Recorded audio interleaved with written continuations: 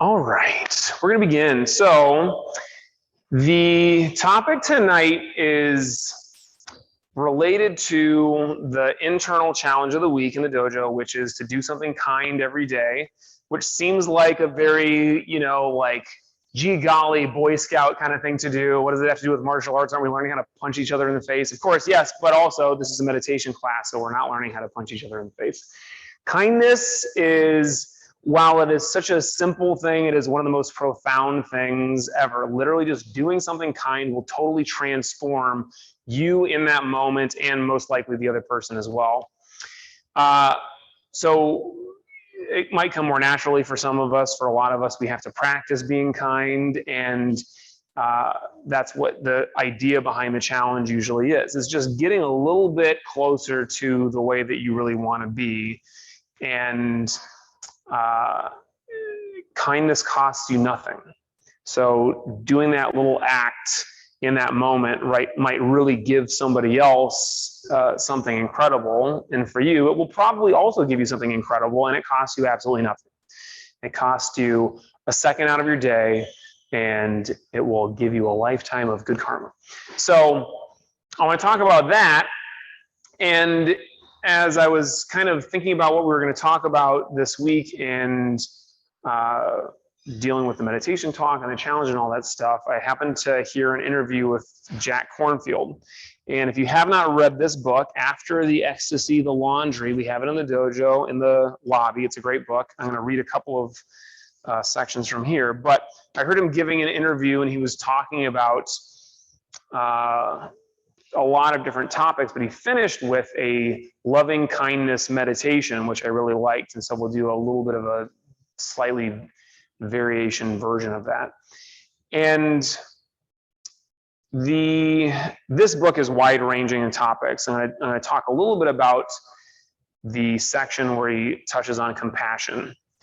And it is an interesting paradox to be talking about compassion and love and kindness in a martial arts school, definitely not in a meditation class, but it is something that we should always have in mind. I'm going to put this down until I need it again. Being a great partner in the dojo. And being a great partner in the dojo is very much related to being a great partner outside of the dojo, in relationships with family, with strangers on the street, with somebody who you randomly just do something kind or say something kind to. And as I was talking about this morning, I mentioned this wonderful interaction. It's one of the simplest interactions that I've ever had with somebody in the dojo. But this was many years ago at my Sifu school in Michigan. And one of the Red Sashes, Tom McGraw, he hasn't practiced at that school in years. I assume he's still alive because he wasn't that old, but he was significantly older than me. And he was a senior student, and I thought highly of him. And we had not practiced that many times together. But I remember walking into the dojo. I think I was actually going into the changing room as he was coming out of the changing room. And he just looked at me, said hi, and gave me the warmest smile that I'm not even going to try to replicate because I can't do it. It was the nicest, warmest smile I've ever gotten. And it like melted me. I was like, oh, Mr. McGraw, so kind. And I felt great for the rest of the day. And every time I think about it, I feel great. It didn't even have anything to do with me, really. I mean, I'm sure that in that moment he was, glad to see me or just glad to see somebody. I think I was the second person in the dojo that day besides him. But it just, the warmth that radiated from him was infectious. I think I started to smile at also everyone else who came into the dojo. And now I smile at everybody all the time. And it maybe started with that smile from Mr. McGraw. So think about that. Every time you smile at somebody, or every time you do something kind for them, that's building momentum, in the world, in the universe, the way that we want it to be. So if we're frowning at people or doing something mean to people, you're creating more of that. If you're doing kindness, loving, compassion, then that is going to be more likely what is getting fed back to you. So being a great partner, it's not just smiling, although that could be part of it. Sometimes being a great partner is tough love. It's like in the last class, in 2 classes ago, I was yelling at people to actually hit each other in the forehead to make sure that, you're not breaking your partner's nose, but you're helping them realize when they're not doing the technique well enough, challenging your partner. And that can happen in relationships. That can happen with people at work and random strangers on the street. I saw somebody as I was trying to get on the 405 today, a small vignette from my life. I was entering the 405 and the light was just not changing. I was stuck behind this red light for 4 minutes, not moving. And there's a guy in front of me with his head out the window yelling at the guy in front of him, move, move. And it was doing that for a minute and the guy was not moving. So then we just drove around and did a U-turn and got on the other side. And when I was getting on the freeway, that light had still not turned. But that person sitting in front needed to be told, you got to go. It's not working out. And sometimes that's what we need to do for the other people in our life. And it might be a little bit less dramatic. It might be a little bit more dramatic. But what's always at the base of this, the crux of the whole thing, is empathy, compassion, knowing what's going on the other side. And I have my doubts that this guy who was leaning out, yelling at the car in front of him, was doing it from a state of compassion. But you can imagine if I'm sitting here and I know that this person in front of me does not know that they have to move, and I can get their experience, because I've been there before. I've been sitting at that red light and it's not turning, and I just needed somebody to yell at me to move. And so maybe that's what was happening. But for sure, in class, you'll experience this. Your partner's not putting their hands up, and so you need to show them a little tough love.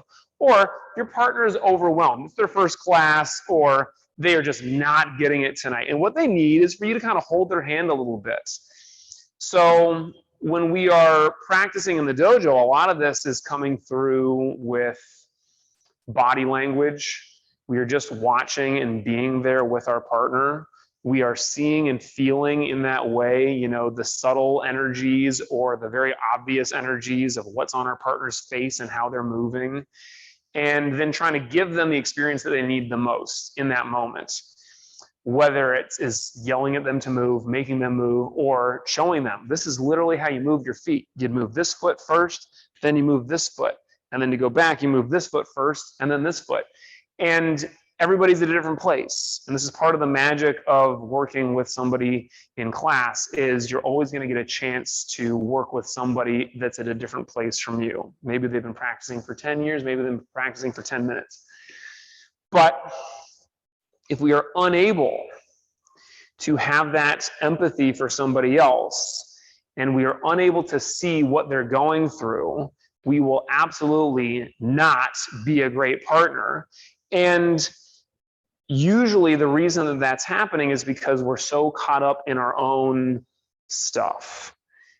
We are very much tied to the ego. We are experiencing only what's happening like right here, and we're not able to put ourselves over there in our partner's shoes.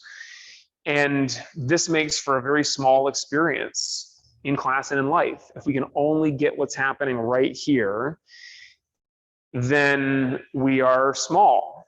What we're looking to do on some level in meditation is to expand. And empathy and compassion and love is that. And it will feel sometimes quite literally like a physical expansion. You'll feel your heart growing. You'll feel like you are kind of encompassing something more than you did beforehand. In meditation, part of what we're trying to do is to allow the ego to just melt away. And it might be, usually is, just for a moment.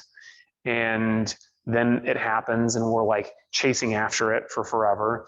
I remember my first meditation in my Sifu's dojo almost 25 years ago.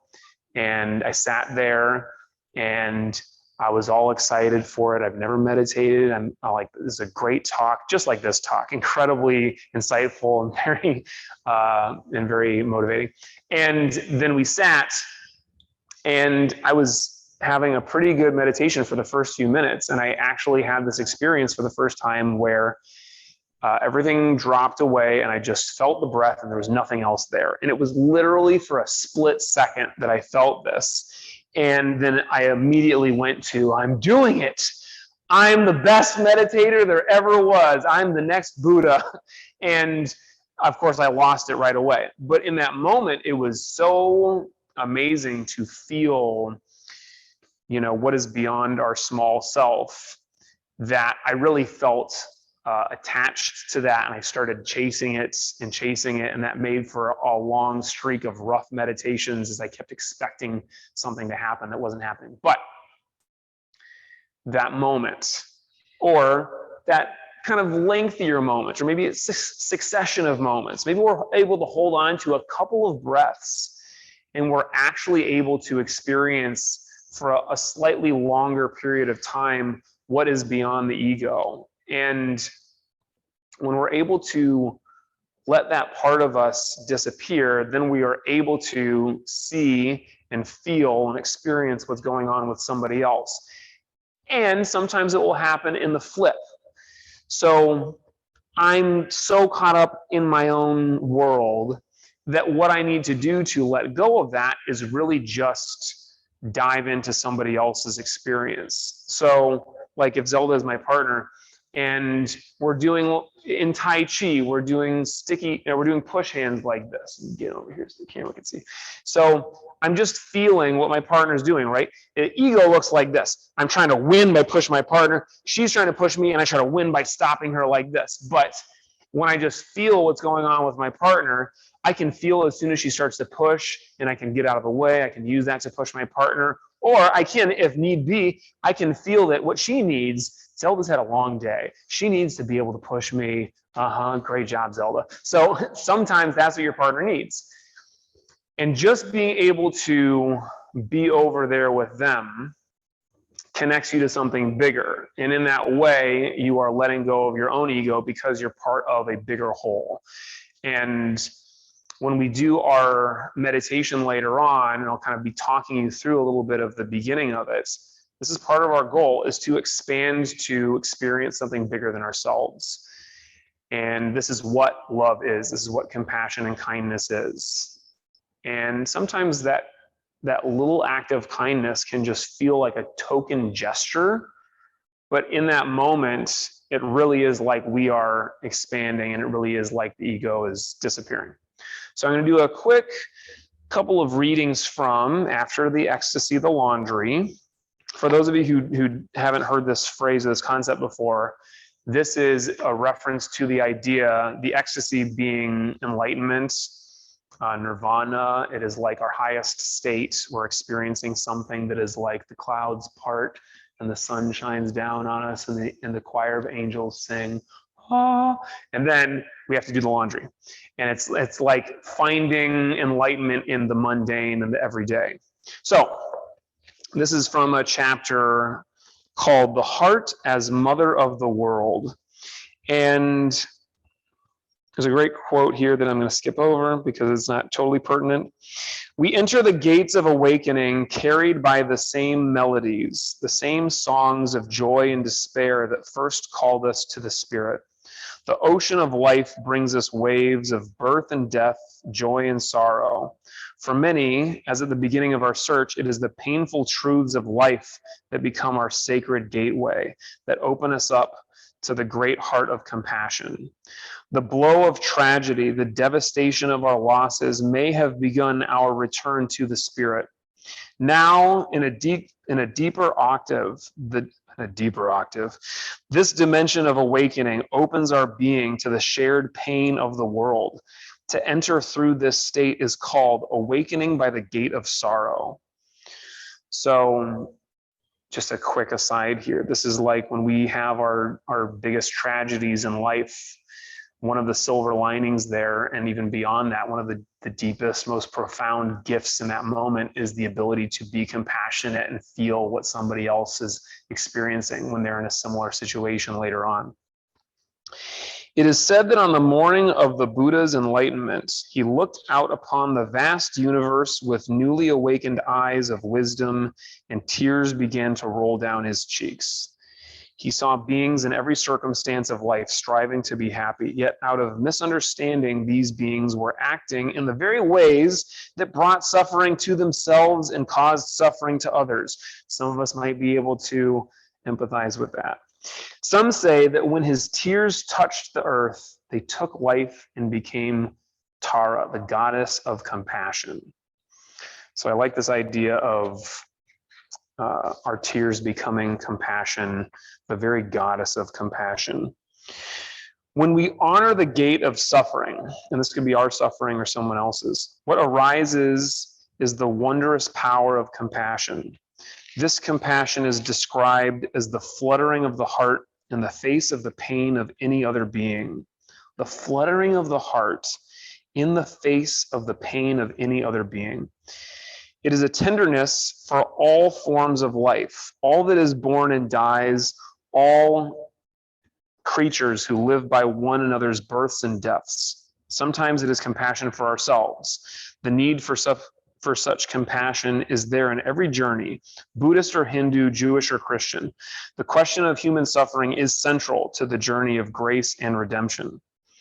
One noun recounts, and get ready here. The month before Easter had been our usual preparation with extra vigils and prayers. It was spring, and I decided to let go and surrender myself to them as I never had before. I spent hours contemplating the mystery of Christ on the cross, and then Easter was over, and we had gone through the joy of resurrection, and the whole community felt so opened by it all. One evening, about a week later, I was in my room looking at the modern crucifix, which was all we had on our walls. Then I was overcome by sadness and pain. My body began to ache, and I lay on my bed in agony. I felt as if I was dying. It felt so real. I was taken over and began to weep for Jesus on the cross, for his suffering and death. Then I was Mary holding her crucified child, and I knew that the crucifixion wasn't over. I was all the mothers who have lost their beloved children in war, accident, or disease, who even today cannot feed their hungry children. I was the mother trapped in an earthquake in Armenia, struggling desperately, unable to save her child. I was the young men, all the soldiers in the senseless battles. I was the cows and pigs on the way to the slaughterhouse. I was the modern generals and the Roman soldiers, the welfare mothers and the slumlord, the victims and the perpetrators, all who would die, all who are in pain. I lay there, watched over by the pain of the world. So much pain, I couldn't bear it. My heart simply wept. Then Jesus was there in my body, and we were holding it together, the suffering of the world. And I could see that to hold it in mercy was divine. It broke open my heart.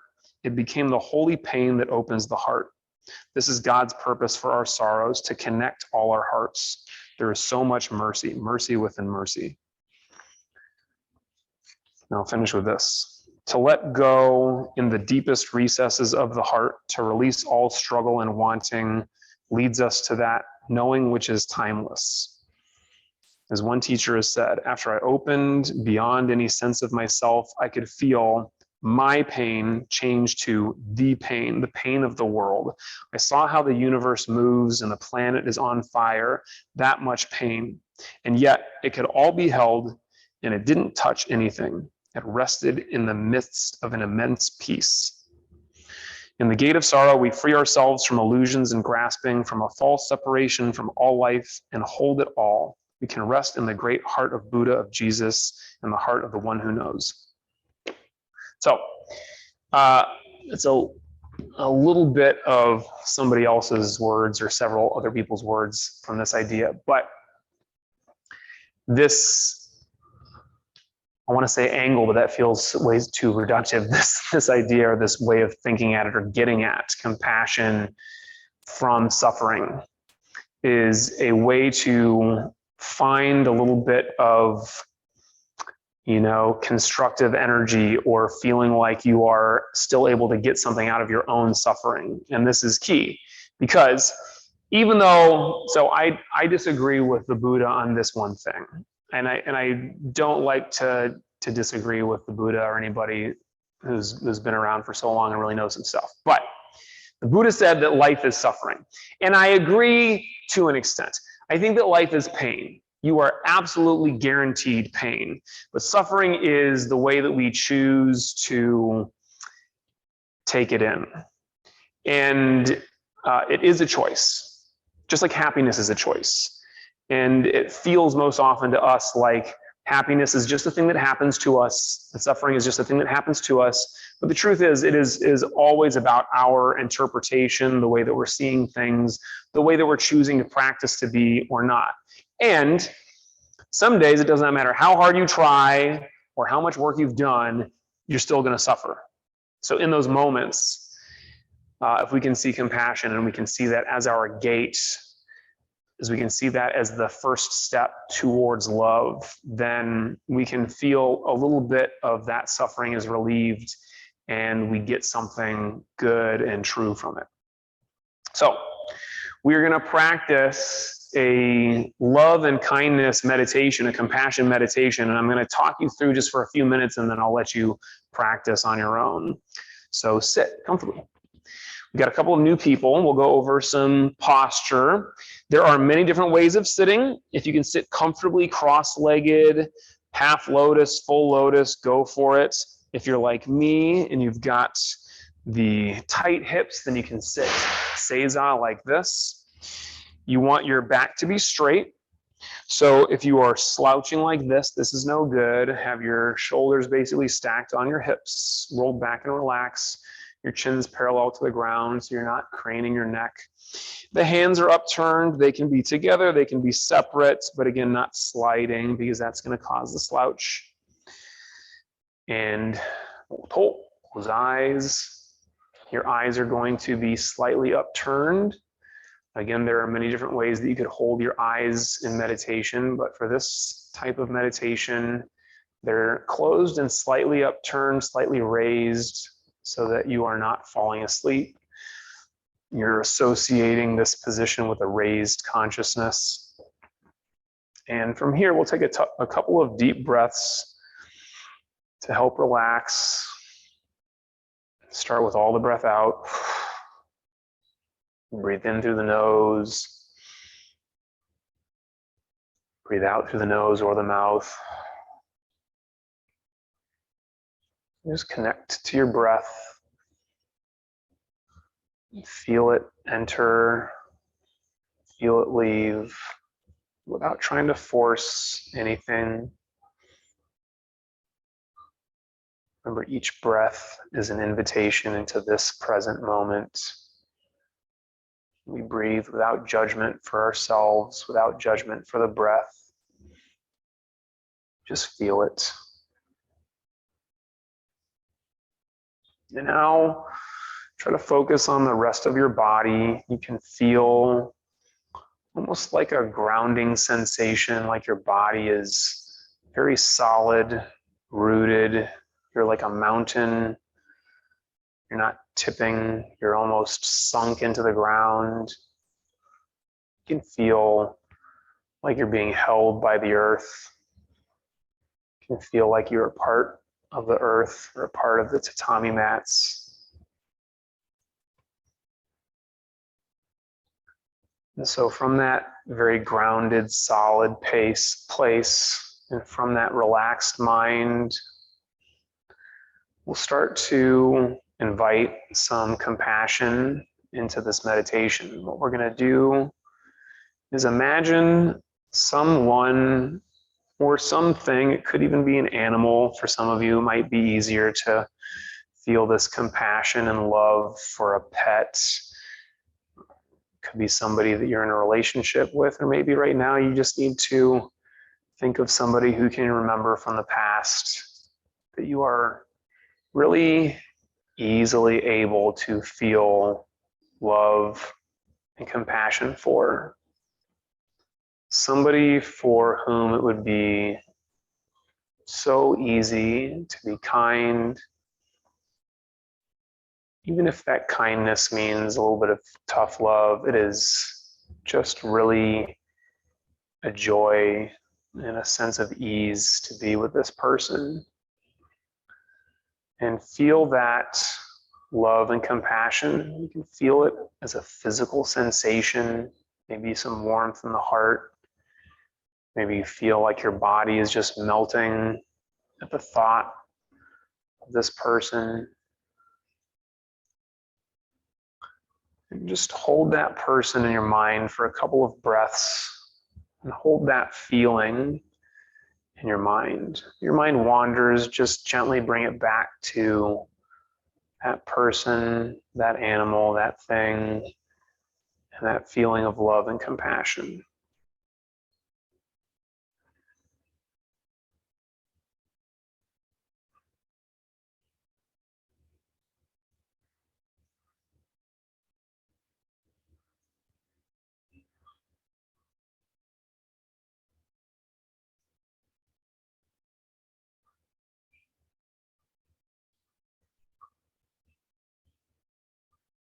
If your mind wanders, that's your opportunity to bring it back and invite yourself even more deeply into this meditation, to the feeling of that warmth and love.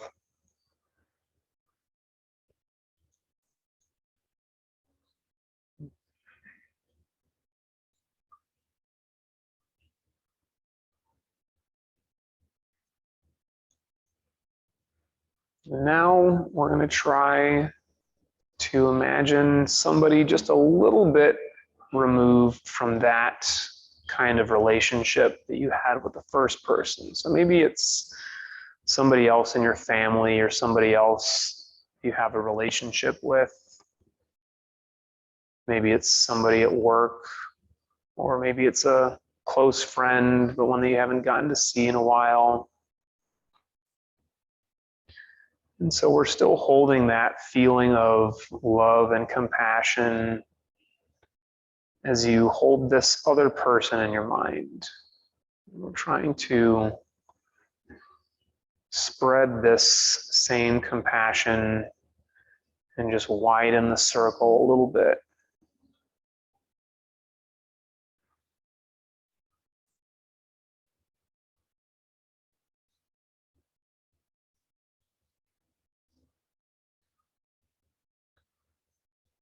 You might have a memory of some kind of suffering that this person has been through, or something that you shared together.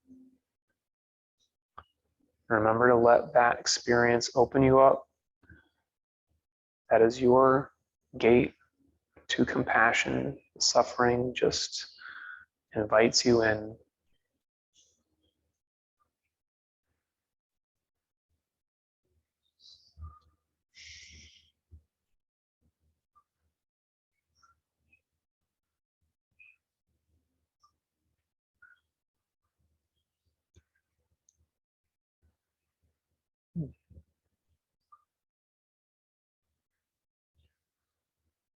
Now you're going to take on this meditation on your own, and for at least the next few minutes, try to continue expanding that circle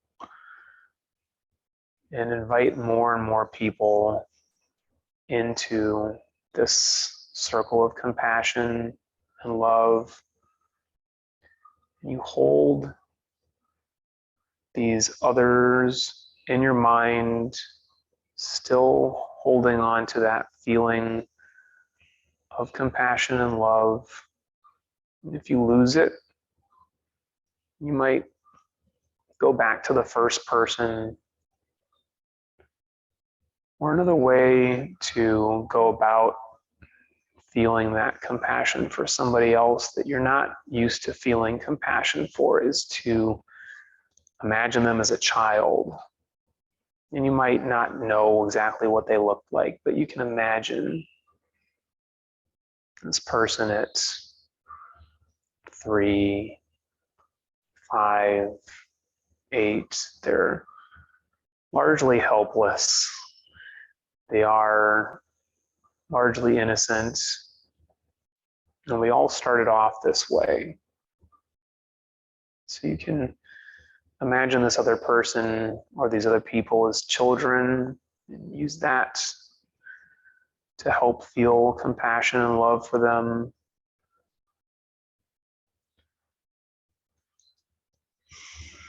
And make sure that you're able to feel the same for yourself.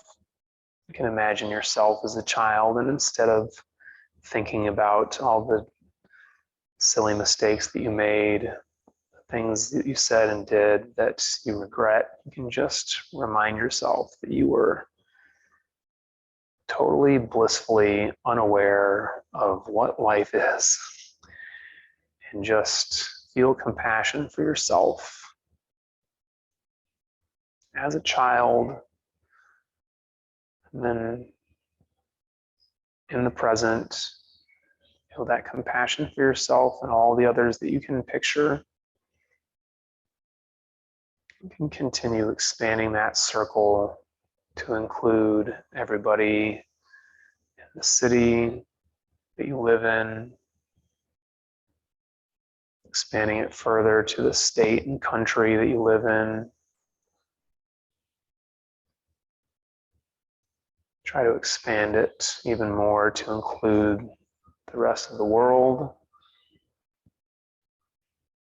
all the people who you might have your opinions and judgments of, and you are just feeling that same warmth, affection, compassion, and love. If you want to spread that out to the rest of the universe, feeling compassion for planets, stars, aliens, everything that you can conceive of, and just have that fully expansive feeling.